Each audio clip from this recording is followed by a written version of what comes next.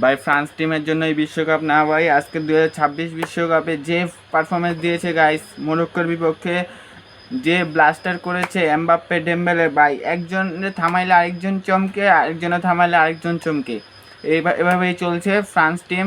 মোরক্কো সুন্দরভাবে পারফরমেন্স করতেছিল, কিন্তু পুরোটাকে হিউমিলেটিং করে ছাড়ছে মোরক্কো টিমটাকে, পুরো টিমটাকে হিউমিলেটিং করে ছাড়ছে। ফার্স্ট হাফে মোরক্কো ছিল অনেক দুর্দান্ত, কিন্তু সেকেন্ড হাফে যে পারফরমেন্স দিয়েছে ফ্রান্স সেটা অতুলনীয় ছিল গাইস। ফার্স্ট হাফে মোরক্কো যে পারফরমেন্স দিয়েছে, পুরো লো ব্লক, ট্রানজিশন ফুটবল, তারপর প্রেসিং, সব কিছু করতেছিল গাইস, পজিশনিং সব কিছু লাগতেছিল, 50-50 ম্যাচ হতেছিল ফার্স্ট হাফে। কিন্তু সেকেন্ড হাফে যে প্র্যাকটিস লাগাইছে ফ্রান্স, সেই প্র্যাকটিসের কাছে হার মানলো মোরক্কো গাইস। সুন্দরভাবে এক্সিকিউট করেছে, একটা শটও চালাতে জানে ফার্স্ট হাফে মোরক্কো, এই ফ্রান্স একটা শটও চালাতে জানে মোরক্কোরে। তারপরে একটা শট অন টার্গেট হয়েছে সেকেন্ড হাফে, তারপরে ওটা হেডের থেকে মনে এসেছে। তারপরে একটা শট অন টার্গেট, 22টা শট চলে এসেছে ফ্রান্স, তার মধ্যে 8টা শট অন টার্গেট আর একটা পেনাল্টি হয়েছে, পেনাল্টিটা মিস দিয়েছে। তো এটাই আজকে সুন্দরভাবে ওভারঅল পারফরমেন্স, যে লো ব্লক লাগাইছে এই মোরক্কো, যে লো ব্লক লাগাইছে, যে মিড ব্লক থেকে লো ব্লক, লো ব্লক থেকে মিড ব্লক, আবার প্রেসিং, আবার যা সব কিছু হইতেছিল মোরক্কোর টিমটাকে। কিন্তু ওলি কী কই, এই যে এমবাপ্পের কাছে এগুলো সব হার, মানে একটা ব্যাঙ্গার গোল মারলো, কীভাবে মারলো ডিফেন্ডারটা বুঝতেই পারি নাই। তো প্রাইম ডিয়াস গাইস সুন্দর পারফরমেন্স, ড্রিবল করে লয়ে যেতেছিল কিন্তু কাজ হচ্ছিল না।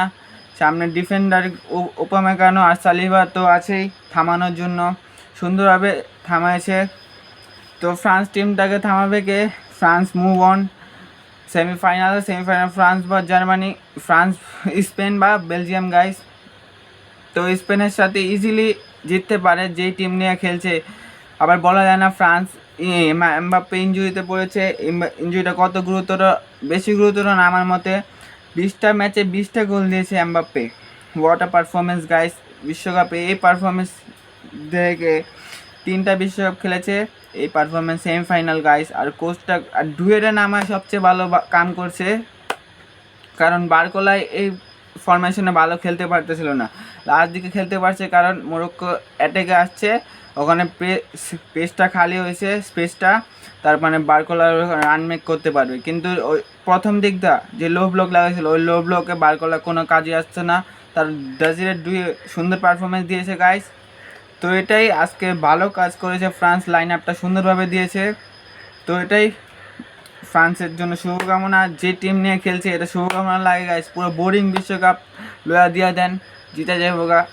তো এটাই হচ্ছে ভিডিওটা ভালো লাগলে লাইক, চ্যানেল সাবস্ক্রাইব। আজকে ফ্রান্সের ম্যাচ, এই স্পেনের match, Spain versus Belgium guys, কে জিতবে তোমার প্রেডিকশন নিচে ড্রপ করে দাও কমেন্টে। Bye by.